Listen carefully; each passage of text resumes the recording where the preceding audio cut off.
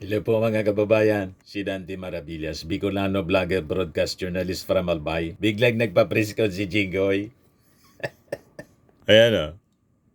Nilaglag kasi mga kababayan ni Engineer Hernandez, assistant engineer ng DPWH Bulacan, na kumubra po ng 30% komisyon is OP sa 355 million na dinownload para sa flood control project mga kababayan, para sa proponent. At isa pang senador, si Joel Villanueva, wala pang statement. Abangan natin. Siguro, nagre-ready pa ng magiging sagot niya kasi mas malaki sa kanya, 600 million. Ang 30% ng 600 million, 180 million po. Mas malaki kaysa kay Jinggoy. 355 kay Jinggoy. Ang 30%, kinompute natin mga kababayan, 106 million, 500,000. Pasok sa plunder po. Di ba? Malamang ito, mga kababayan, yung diniliber. Limpak-limpak na salapi yung pinakita po doon sa Congress. Congressional investigation. Yan o. Si Alcantara at saka si Jinggoy. May picture sila, nag-attend mga kababayan si Alcantara ng birthday sa Soler. Sabi ni Bryce Hernandez, Engineer Bryce Hernandez, di appearan niya, super close sila.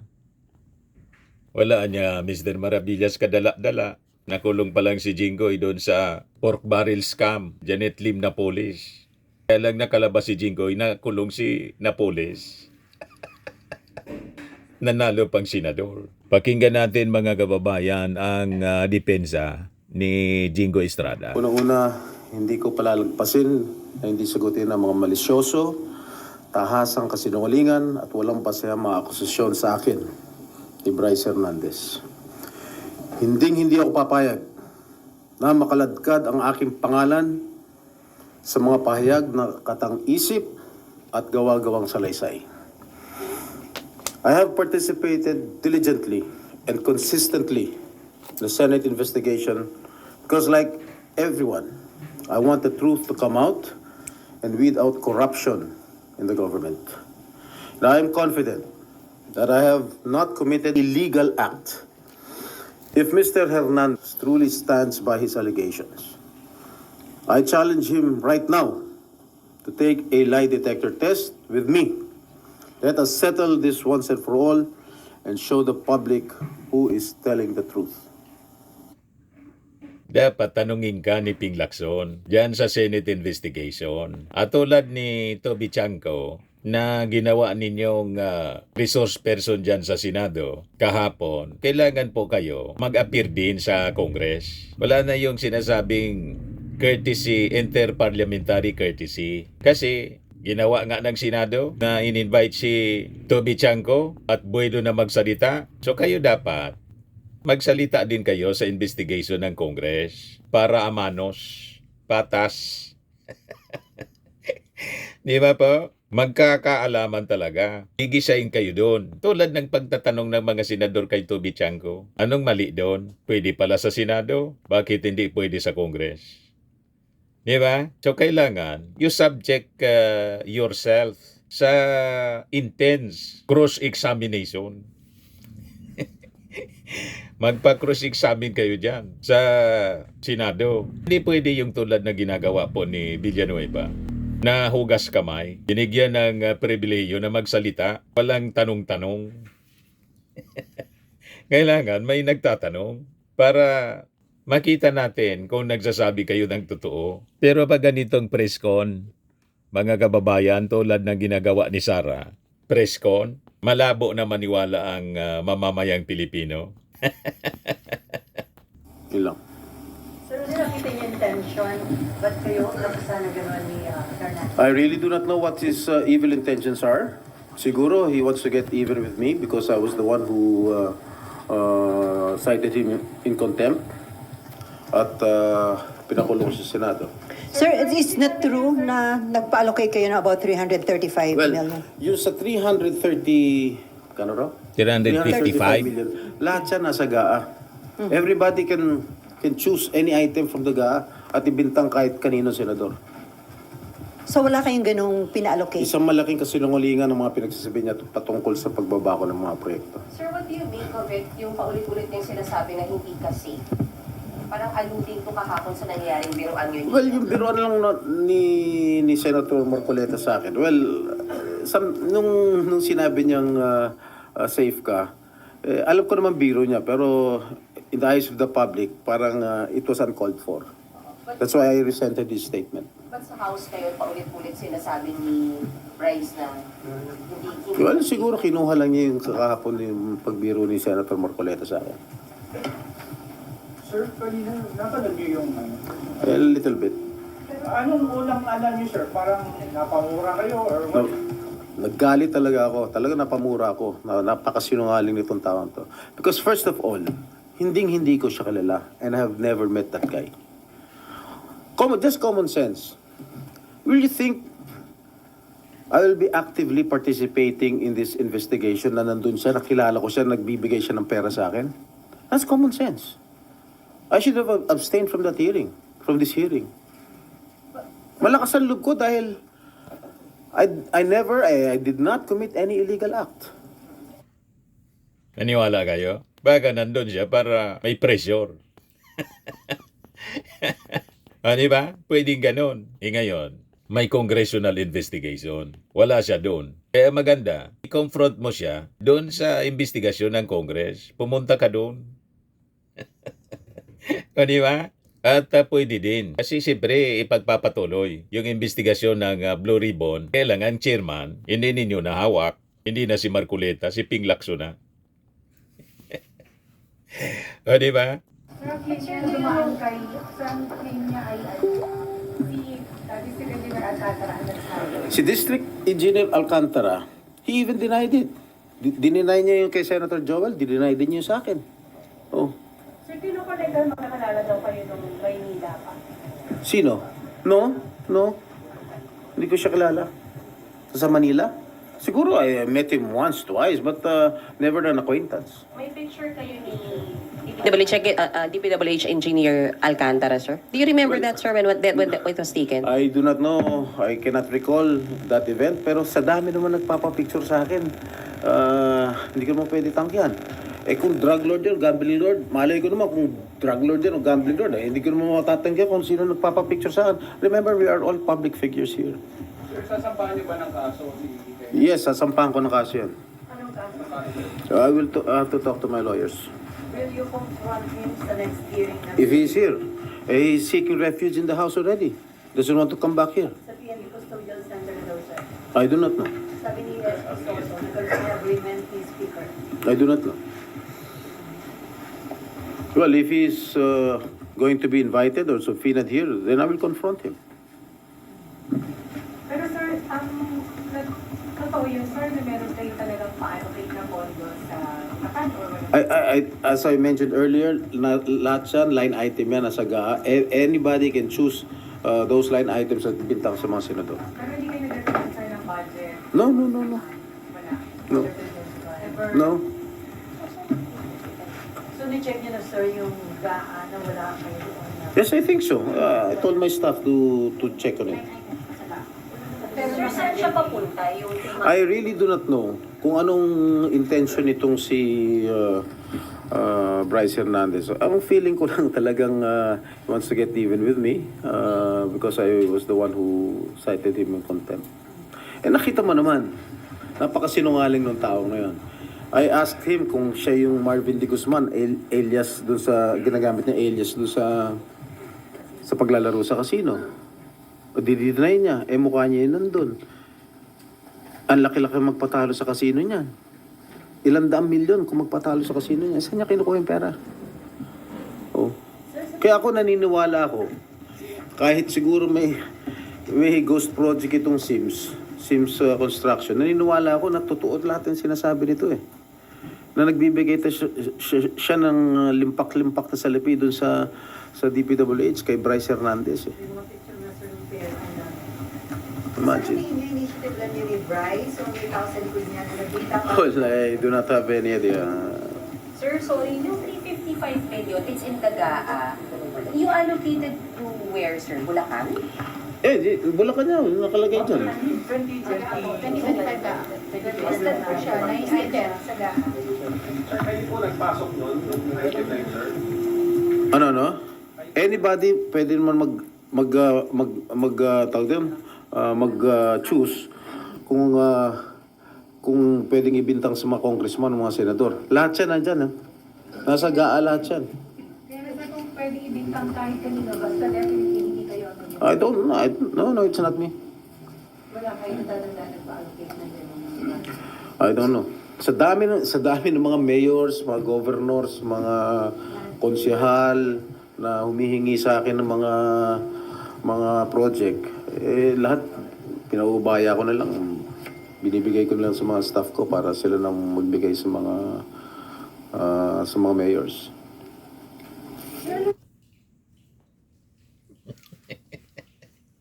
Naniwala kayo pa sa sinasabi ni Jinggoy? Hindi ko na ako ang gantihan na nangyayari. Matapos pangalanan yung mga congressmen kahapon.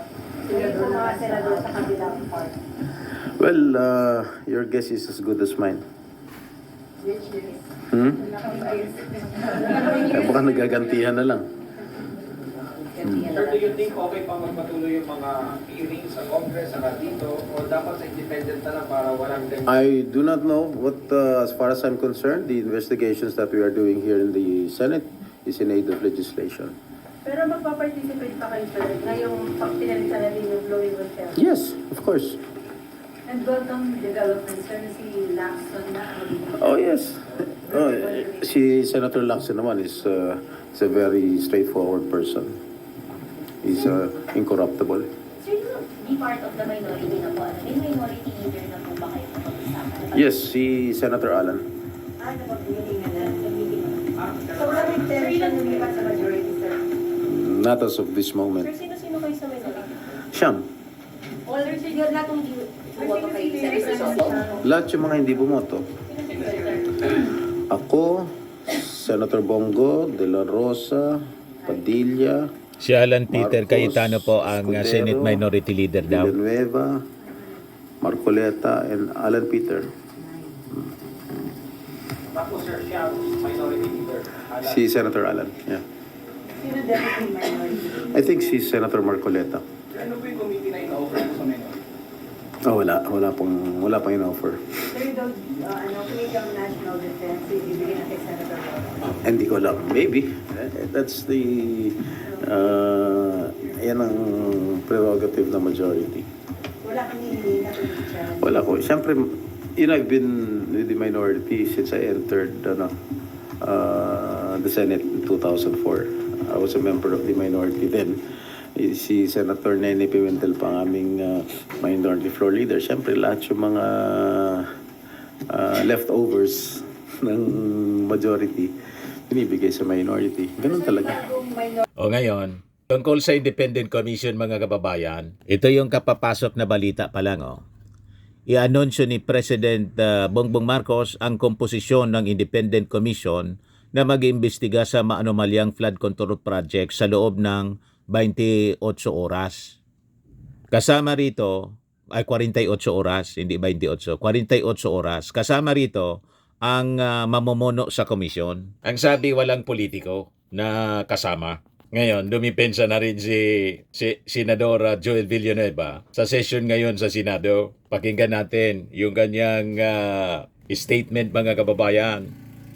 Supposed to give a personal and collective privilege, but then Mr. President, just to not belabor the issue anymore because we have Senator Lacson who is set to deliver a privilege speech. May I just make a short manifestation, Mr. President, if I may? Yes, you may proceed. Yes, Mr. President, thank you. Mr. President, sabi po nung dating sikat na senador dito sa bulwagang ito, na itago natin sa pangalang Joker Arroyo, kapag bad ka, lagot ka. Pero ngayon, Mr. President, Kapag bad ka, good ka ngayon. lagot ka sa mga sindikato. Mr. President, ngayong araw pong ito, kaninang umaga, nagulat po ako nung meron pong kumalagkad sa pangalan natin tungkol po sa flood control project sa mahal nating lalawigang Bulacan. Uulitin ko at parang sirang plaka na po ako, Mr. President. Wala po ako kailanman naging flood control project. Hindi ko po sasabihin na I categorically deny this accusation. Dahil po may resibo po tayo. Meron po pwedeng i-verifika kung bakit ito nangyayari. Mr. President, noon pa man tayo ay lumalaban na against this flood control issues, Mr. President. 2023, I'm just not sure, Mr. President, kung ready na po yung staff natin para i-show yung video na since 2023 ay dito po sa mismong bulwagan na ito at sa mga committee hearings, binabanggit na po natin ito. Please. Kinausap ko nitong nakaraang Karina, ang lahat nagsasabi, mas worse. Yung dating hanggang bewang, lagpas tao na. Yung dating hindi binabaha, binabaha na. Hindi inaabot na bahay, binabaha na. So, I don't know how else to say this, Mr. Chairman. Yung 5,500 pala na programs, projects na natapos na ipinagmalaki ng ating Pangulo noong SONA ay patsi-patsi lang. Hindi rin nakatulong, tingin ko, Mr. Chairman, hindi nakatulong kasi patsi-patsi nga po eh. Sana ang hiling ko na lang po ay kahit na hindi po masisimulan next year, makita po natin talaga yung master plan para po meron ding confidence yung mga kababayan natin that it's really moving, Secretary. Kasi kung titingnan niyo po from last year tsaka this year, baka walang magsabing nag-improve talaga sa amin and I'm speaking from personal experience. Kinausap ko nitong buong time na yun, Mr. President, nagpunta po tayo sa Kalumpit kasama si Mayor Lem at si Governor Daniel Fernando. Binanggit po natin sa lahat ng news outlet na palpak talaga ang programa ng pamahalaan sa flood control. 2 years later, Mr. President, ang Pangulo ng Republika ng Pilipinas pumunta rin po doon sa the same town, with the same mayor and with the same governor at sinabi rin po ng ating Pangulo, palpak nga ang flood control program ng pamahalaan. Mr. President, para po tayong sirang plaka, dito sa Senado pa ulit-ulit, 1.4 billion pesos ang budget ng gobyerno pero nasaan po itong flood control na ito? In the same year, Mr. President, kanina sa Kamara, sinasabi in the same year, may program daw po si Joel Villanueva. Wala pong ma-verify, wala pong ebidensya, wala pong resibo. Pero patuloy po itong tinatanong. Mr. President, sabi ng matatanda, kung sino yung lumalaban, siya yung gusto nilang tamaan ng mga sindikato. And if you can't convince them, confuse them. Binanggit din po yan ni Mayor Vico Soto. Mr. President, hinahanap pa ba natin ang mastermind? Dito rin po sa buluhagan na ito, Mr. President, unang nasabi yung binabanggit kahapon ni Senate President Escudero, a name that cannot be mentioned. Walang iba kundi si Dracula, na ginawang tagapagbantay ng Kamara doon po sa National Blood Bank natin. Bueniltade. Ngayon, Mr. President, nasan po si Dracula? Bumaba daw po yung dugo. Bakit? Kulang na po ba ang supply ng dugo? Kaya sa iba na humahanap ng dugo si Dracula? Sino ba ang mastermind nito, Mr. President? Hindi po ba ganito rin po yung ginawa sa atin 2 years ago nung nilabanan natin? Yung People's Initiative na may mga script na pinababasa. Pinulitikan ako. Basa, scripted lahat. Kahit walang ebidensya, i-contempt mo. Kahit walang ebidensya, ipako mo sa krus. Mr. President, hindi po tayo natatakot sa mga ganitong uri ng demolition job.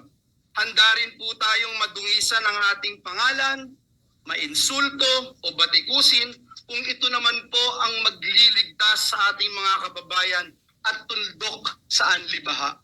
Mr. President, let me put this on record. Alam ko po kung bakit lumabas ang pangalan ko. Kahapon ho, Ginoong Pangulo, and Senator JV and Senator Chis would attest to this. May hawak po ako ng mga affidavits ng mga taga-DPWH sa Bulacan. Pinakita ko po sa kanila at sabi ko, i-bring up ko po doon sa committee ni Senator Marcoleta. Hindi ko po ito nagawa sapagkat alam naman natin, Mr. President and Majority Leader Migs, alam natin yung nangyari kahapon. So we were preparing. I didn't get the chance to attend the committee hearing. Pero ang sabi ko nga po kay SP Chis kahapon at kay Senator JV, this is way too low. Assistant District Engineer.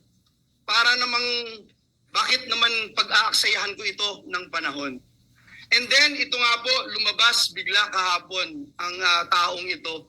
And I'm not trying, Mr. President, na just to defend myself and hit this pawn, Mr. President. Kasi alam naman natin Ang sinong tawag may niya hawak phone. dito. Kaya ang hiling ko po Mababang sa tao. pagwagang ito, ang hiling ko rin sa ating Pangulo, alam ko na sincero po kayo. Alam ko po na masakit po sa inyo itong nangyayari. Pero klarong-klaro po sinong mastermind, Mr. President. Klarong-klaro po kung nasaan na si Dracula. Kung bakit bumaba ang kanyang dugo. Kasi hindi na ho malaman kung saan tatago yung bilyon-bilyon o trilyon-trilyon sa labi. Hindi na alam kung saan kaya bumaba po yung dugo. At mismo si Dracula sinasabi hindi naman niya gagawin ito kung walang basbas ng amo niya. Sino ba ang amo niya, Mr. President? Ang Sino ba ang nilinin nito naglagay si sa Sandy kanya Co at saka si bilang tagapagbantay ng national budget? Martin So yun lang Romualdez. po, Ginoong Pangulo, ang nais kong sabihin, Mr. President, binanggit po kahapon ng ating Senate President Chis Escudero yung mga pangalang hindi pwedeng banggitin noon. Pero ngayon, Mr. President, may ginagawa ang Diyos, buhay ang Diyos. Ito pong nangyayaring ito, alam po niya na ito'y maglilid sa katotohanan at ang katotohanan ang magpapalaya sa atin. Uulitin ko po, Mr. President, hindi lang po categorically denying yung binabatong putik sa atin at para dumihan ang ating pangalan. May resibo po tayo, madaling verifikahin. Tayo po ay more than willing mag-undergo at sumali sa anumang investigasyon sapagkat wala po tayong tinatago. Ngunit ang hiling ko, Mr. President, atin pong alamin at siguruhin na may ebidensya yung ating mga sinasabing sangkot dito. At sa mga susunod na pagdinig, bibigay ko po lahat ng aking nalalaman. Wala din po akong sasantuhin gaya ng sinasabi ko noon pa. At Mr. President, I will never betray my principle. I will never,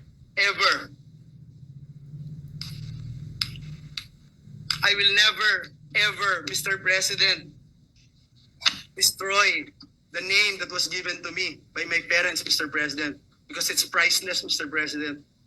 The Bible says a good name should be chosen than great riches. Pinalaki po ako ng magulang ko na naniniwala ako sa langit at impyerno. Pinalaki po ako ng magulang ko na naniniwala ako that when you die here on earth, you will face your Creator and immediately into judgment. Pinalaki po ako ng magulang ko na sa impyerno, wala pong graduation. Kahit 1 bilyong taon, kahit 1 trilyong taon, pag ikaw ay nagkasala, pag ikaw ay pinarusahan ng Diyos, wala pong graduation doon.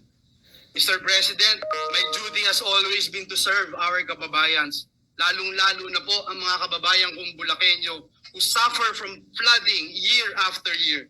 And that is where my focus remains, Mr. President. Finding real solutions, not engaging in black propaganda.